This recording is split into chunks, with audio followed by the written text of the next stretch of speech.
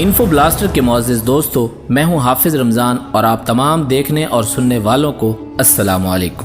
ناظرین کرام، امام جعفر صادق رحمۃ اللہ علیہ نے اسلامی تعلیمات کی ترویج کے لیے بے پناہ کوششیں سر انجام دیں اور مدینہ منورہ میں مسجد نبوی صلی اللہ علیہ وآلہ وسلم اور کوفہ شہر میں مسجد کوفہ کو جامعات میں تبدیل کر دیا۔ یہاں پر انہوں نے ہزاروں شاگردوں کی تربیت کی اور ایک عظیم علمی و فکری تحریک کی بنیاد رکھی۔ ناظرین گرامی، اس علمی موضوع میں مزید آگے بڑھنے سے پہلے ہماری نئے آنے والے دوستوں سے درخواست ہے کہ وہ ہمارے چینل کو سبسکرائب کرتے ہوئے ساتھ موجود گھنٹی کی علامت کو بھی دبا دیں تاکہ ہماری نئی آنے والی ویڈیوز آپ تک بر وقت پہنچ سکیں۔ پیارے دوستو، امام جعفر صادق رحمۃ اللہ علیہ کا ایک مشہور واقعہ ہے کہ ایک دفعہ منصور جو کہ عباسی حکمران تھے ان کے دربار میں پہنچے تو وہاں ایک طبیب کتاب ہندی منصور کو پڑھ کر سنا رہا تھا۔ چنانچہ آپ بھی وہاں بیٹھ کر خاموشی سے سننے لگے۔ جب وہ فارغ ہوا تو آپ کی طرف متوجہ ہوا۔ منصور سے پوچھا کہ یہ کون ہے؟ تو منصور نے جواب میں کہا کہ یہ آل محمد صلی اللہ علیہ وآلہ وسلم ہے۔ طبیب ہندی آپ سے مخاطب ہوا اور بولا، آپ بھی اس کتاب سے کچھ فائدہ اٹھانا چاہتے ہیں؟ تو آپ نے فرمایا نہیں۔ اس نے وجہ پوچھی تو آپ نے فرمایا، جو کچھ میرے پاس ہے وہ اس سے کہیں زیادہ بہتر ہے جو تمہارے پاس ہے۔ اس نے کہا، آپ کے پاس ایسا کیا ہے؟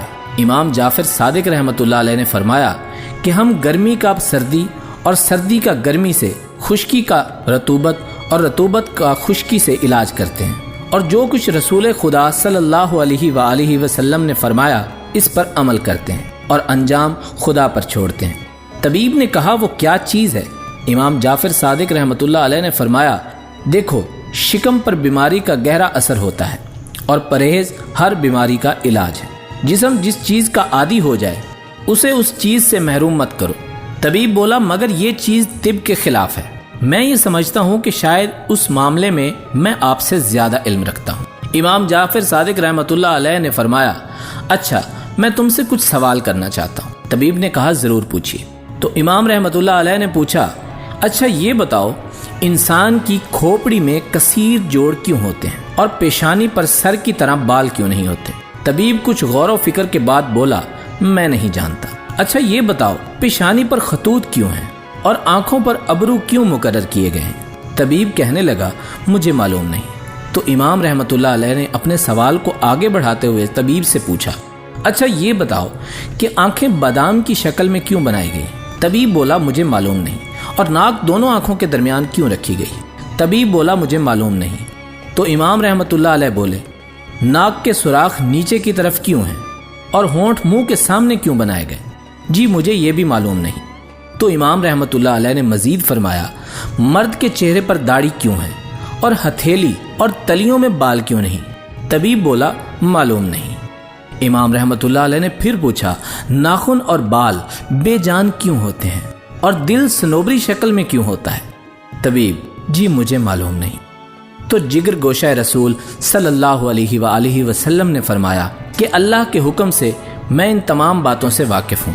تو طبیب، جو کہ اب تک سمجھ چکا تھا کہ میں کسی عام ہستی کے سامنے نہیں بیٹھا، بولا، جی فرمائیے، میں بھی ان کے جواب سننا چاہتا ہوں۔ تو امام جعفر صادق رحمۃ اللہ علیہ نے فرمایا، غور سے سنیں، انسان کی کھوپڑی میں مختلف جوڑ اس لیے بنائے گئے کہ اگر کسی ایک حصے میں درد ہو تو اس کی وجہ سے باقی جوڑوں کو اثر نہ ہو۔ سر پر بال اس لیے اگائے گئے تاکہ دماغ کے بخارات خارج ہو سکیں۔ نیز سردی اور گرمی کے لحاظ سے بال سر کا لباس بن جائیں۔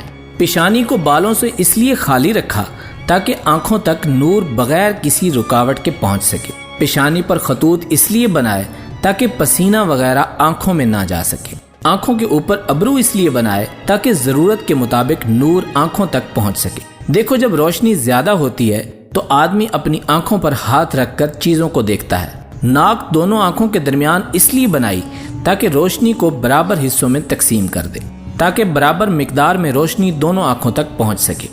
ناک کے سوراخ نیچے کی طرف اس لیے بنائے تاکہ مغز کا میل وغیرہ اس سے خارج ہو تو خوشبو ہوا کے ذریعے دماغ تک پہنچ جائے۔